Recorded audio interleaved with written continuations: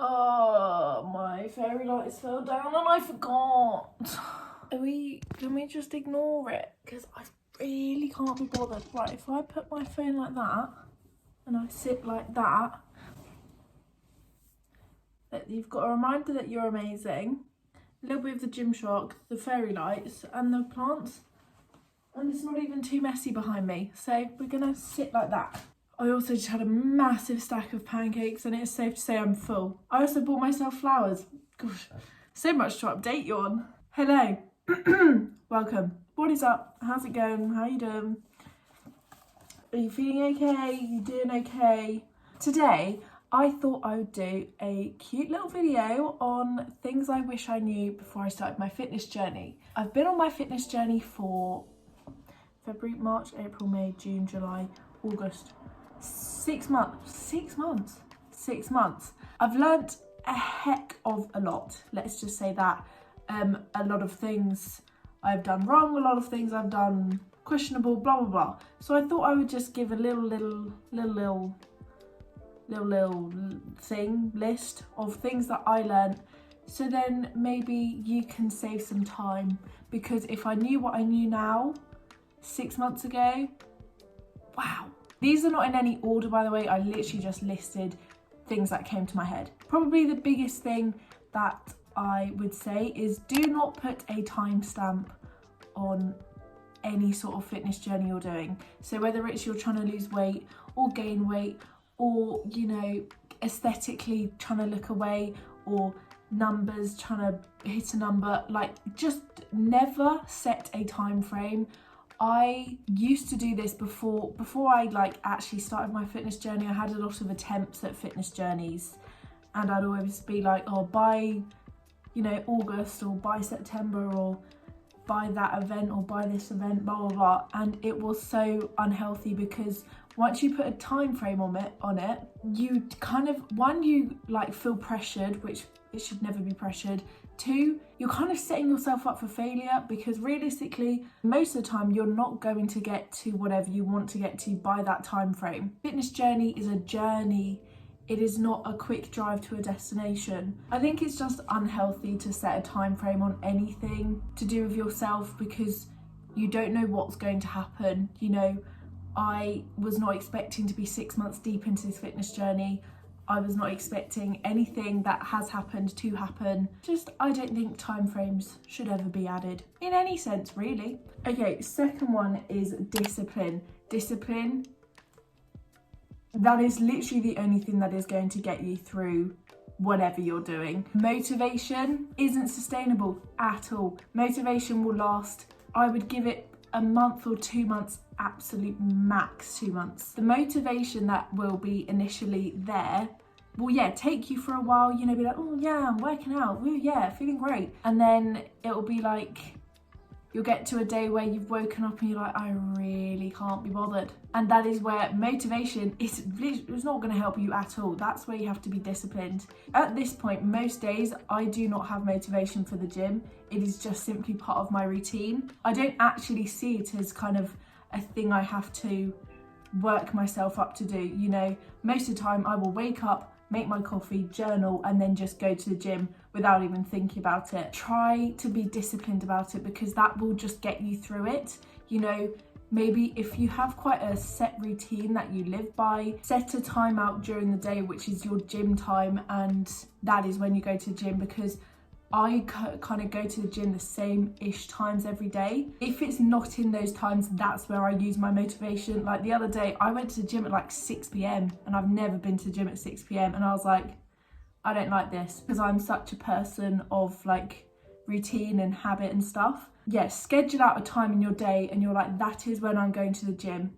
And then kind of that is your gym time, and you, I think just naturally you'll become disciplined at it if you just stick to it. But yeah, discipline.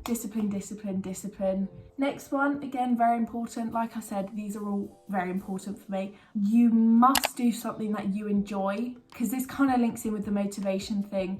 You are not going to do something you don't enjoy. You're just like, realistically, you're just not. You have to find something that you enjoy. You know, there are so many different things. My favorite is weight training, but I also love different types of cardio like Tabata, I think Tabata, I don't know. I love walking, I love cycling. You know, maybe you have a favourite area that you train. You know, my favourite area to train is my legs. So I do 3 leg days a week, 2 or 3, depends how hard I'm going. But yeah, just kind of make sure it's enjoyable, because working out and fitness gets such a, ugh, I have to work out type of thing. I have to do this. And it makes it sound so negative when it's not. I mean, it's the best thing you can do for your body, and you should find something that you enjoy. Maybe it's dancing, maybe it's, yeah, cycling, running, weight training, abs, you know, core training, walking on a treadmill, swimming. Find something that you enjoy, that you can keep up with, and you actually kind of look forward to doing. Next one, this one isn't that important, but no, actually it is. I found it one of the biggest turning points for my journey, and that's feeling confident. Now, as we know, I freaking love Gymshark. Like, I don't even have to say anything. I think if you just look at me now, or if you've watched one video of mine, you will know I would die for that brand. Literally, I would die for Gymshark. But I started off, and I started working out in Gymshark, but they were in sets from 2016, which were too big, very, very stretched out. I mean, I'd had them for 5 years?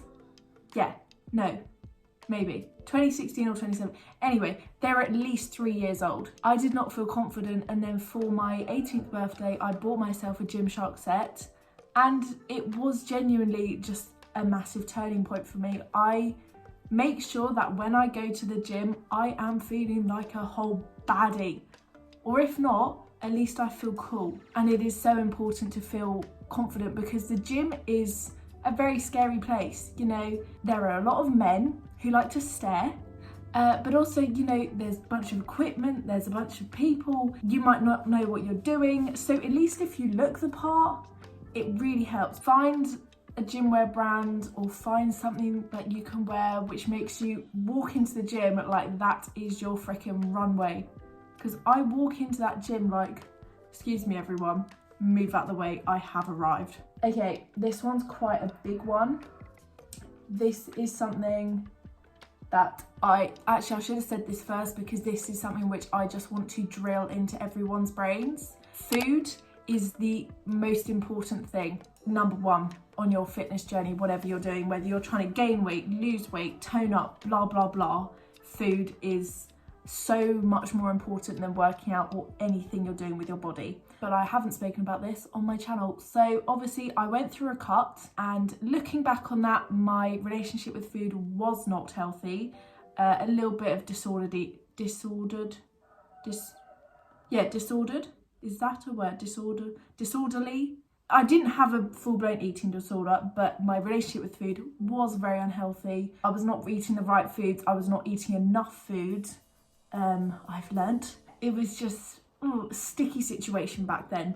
And I've learnt through a very, very up and down journey. You know, I was on very, very, very low calories. Then I went up, and then I went down, then I went up, and then I went down, then I went to maintenance, then I'm on the bulk. It's all been a very journey, and yeah, food is massive. If you are trying to lose weight, realistically, the biggest thing is a calorie deficit. Like, no matter if you work out 7 days a week and you burn 1,000 calories a day, if you're eating, oh, I don't swear on my channel, if you're eating rubbish, you're not gonna lose weight. If you find tracking food and calories like triggering, absolutely understandable, what I would suggest is just looking at whole foods, and looking at organic foods, and looking at foods high in protein. You know, you do not need to look at the calorific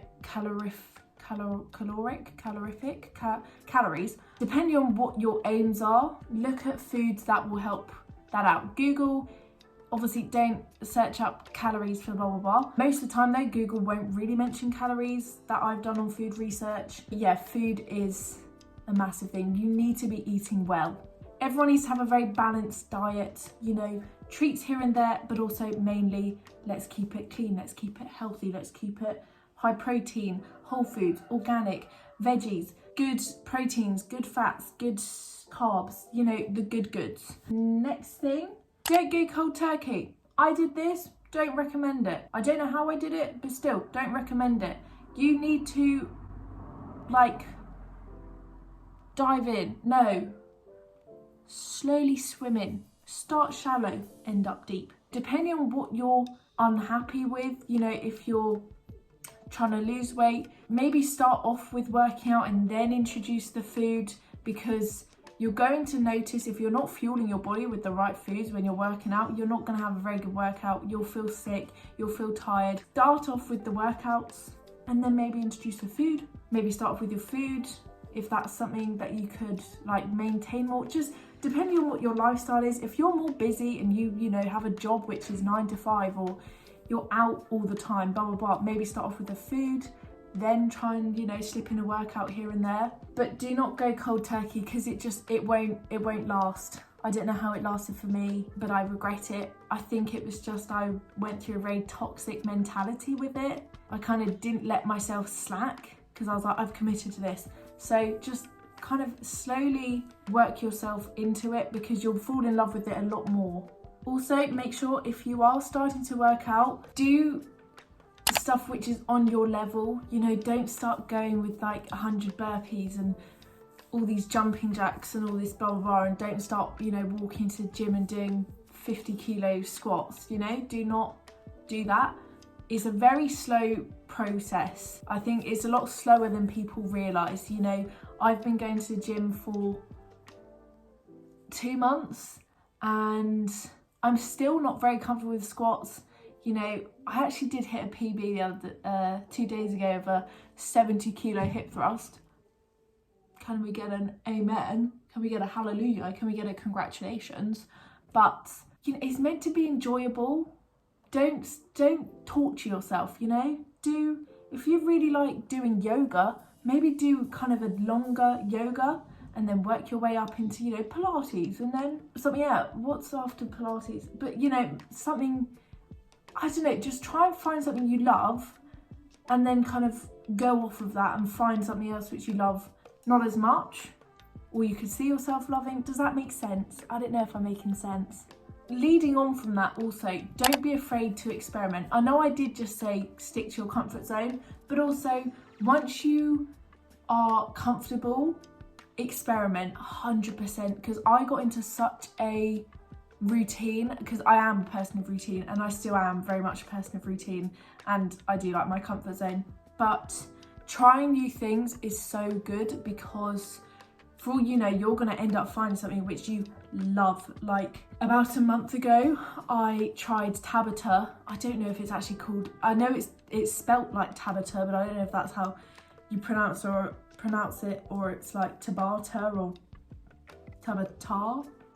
I don't know. I tried it for the first time and absolutely loved it. I haven't been able to do it since, because on the second time I did it, I absolutely ruined my ankle. Same with 12-3-30. I used to freaking hate walking on the treadmill. I was like, what am I doing? This is so boring. I tried it and I listened to music which I can walk in time to. That is actually life hack. If you kind of want to get cardio done but don't know what to do, put in songs which you can step to a beat with. It is honestly the best thing, because you just feel like you're strutting your stuff to the gods. It'll either go like, oh, hate that, never doing that again, going back to my comfort zone, or it'll be like, oh my gosh, I love that. You know, at the end of the day, it's really not going to make that big of a difference if you hate it. It just means you tried something and you didn't like it. Going back to the cold turkey thing, I just want to stress how important it is to find balance. This has taken me a very long time to find. I really didn't used to enjoy what I was doing. It has been since I kind of got out of my cut and learned a lot more about myself and my body and, you know, what I need and blah blah blah, that I've learned. Just balance is so important. You know, you still have to enjoy yourself. It is so, just the biggest thing I want to stress is just do something you enjoy. Fitness and health and blah blah blah, eating well, going to the gym, blah blah blah, for some people can be such a negative thing, and I hate that, because working out, fitness, health has been the best thing to happen to me, to the best thing that's happened to me. Me trying to be meaningful and just can't talk, but it's been literally life-changing in the best way possible. I'm the happiest I've ever been, and it is because of me and what I've managed to do with my body and my health. You know, I've had a lot of struggles with my body, you know, body dysmorphia, emotional eating was literally my brand, bored eating was my brand. I didn't work out, I was a slob, I was a couch potato. You know, I have had the biggest turnaround in my life, and that has simply been because of health and fitness. I'm in, the best place I've ever been. I was literally thinking, I was at the gym, I was walking to the gym, and I was like, I'm literally in the best place mentally, physically, emotionally, just in my life. Like currently, I'm in the best place I've ever been, and the only reason I'm there is because of health and fitness, because I'm finally happy with myself. You know, the gym is literally like therapy for me. I don't know, it has been the biggest journey for me and the biggest self-care. I've got a really itchy nose, I'm sorry.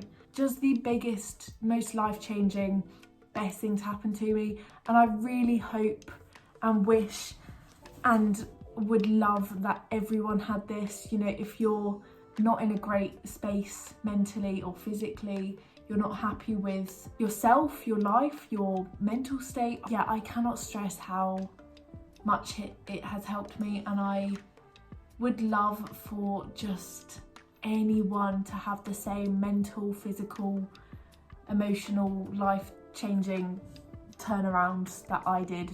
And I just love my life, and I owe that all to health and fitness and looking after myself. Like, I did this all myself. I really did this all myself. I have not had any help. No one's done this for me. I've done this all for myself, and it is the biggest flex to me that I can be like, I fully changed my life around all by myself. And you can do that too. I know I don't want this to be super soppy and emotional and motivational, blah, blah, blah, but you can actually do what I did. Let me mention some of the things that actually did help me. One thing I would suggest for those who probably, you know, might not eat the best and like their treats and like their takeaways and like their, I hate the word cheat meals, but I feel like a lot of people get what I mean when I say that. So yeah, cheat meals, I guess. Just everything in moderation. You know, maybe if you have your favorite meal, maybe have that once a week. So then it's like a treat for you, but it's not a whole day dedicated to it. I don't think cheat days are healthy at all, because you kind of, I know it's only one day, but it is so unhealthy to go from whatever, you know, really clean, healthy diet, maybe you're tracking, maybe you're not, but you know, this quotes diet or whatever you're on, and then to go and eat whatever for a day, you know, or donuts and blah, blah, blah. It is not healthy for you at all, because your body, the digestion that your body has to go through and the freaking impact that's going to have on you, and then the day after you just go back, it's no, you just know you shouldn't. If you do that and it works for you, fine, that's amazing, but I just don't think that's healthy at all. You know, instead maybe have a donut after dinner, or have that pizza or half the pizza and then have half the next day. You don't have to go full ham on treats, you know? That's the way I saw it. I was just like, okay, I do want this, so I'll have a little bit. Another thing that really freaking helped me was podcasts and fitnessy influencers and YouTubers. Not So Fit Couple podcast, amazing. Mind Pump, I love. Drink More Water. They're not that fitnessy, but no, they kind of are. They are and they aren't. They are two very fitnessy people, but they talk about kind of everything. I've just had a complete mind blank. I will list down podcasts which I really, really enjoy. The Doctor's Kitchen, I used to really like that one. But I'll put down some podcasts and fitnessy influencers. Sophie, Jayne, Georgia Richards, Liv, Olivia and Ashley Mescia, I don't know. Lucy Davis. On Instagram, Millie G Fit. Lucy Davis again, I really like her Instagram. There are loads of people, I will list them because I follow a lot of people who are fitnessy, but very realistically fitnessy. I think following fitnessy influencers, but who don't just shove in your face all the workouts they're doing and, you know, look at how amazing I am. I think they're really healthy because it just shows the realistic side of fitness, because some people love to just flex at how hot they are and how many freaking squats they can do, and sometimes you don't want that on your social media page. Also, actually, just a side note, unfollow people who do not make you feel good about yourself. On my Instagram, I simply follow people who motivate me, make me feel comfortable, talk about the things obviously I want to hear about. So with fitnessy things, all about research, and you know, I saw this really interesting post on hip dips and whatnot. Do not follow people who are just like, do this workout and you'll get a flat tummy. Don't follow those people, because they're just talking rubbish. All that bigness I've just spoken about in a little, is it nutshell? Is that the saying? Yeah, all of that in a little thing. Excuse you, I'm really sorry. Find what works for you. Just find what works for you. Workouts, foods, tracking, not tracking, weighing yourself, not weighing yourself. Whatever works for you, do that. Do not trigger yourself. Do not put yourself under any pressure. Don't go full ham. Don't be like, you know, I've got to do this, I've got to do that. You don't have to do anything. Do what you want to do and do what works for you. I really hope this video was informative. Follow my Instagram. It is ro.claire. I talk a lot on there about all sorts. So I actually really would recommend following me. I know I'm going to say that, but I actually really would recommend that. Yeah, subscribe. I actually hit 140 subscribers today. Filming this. So thanks very much. Appreciate it. And I will see you soon. Okay, bye. Love you so much. I hope you're doing well. I'm gonna go shave my legs.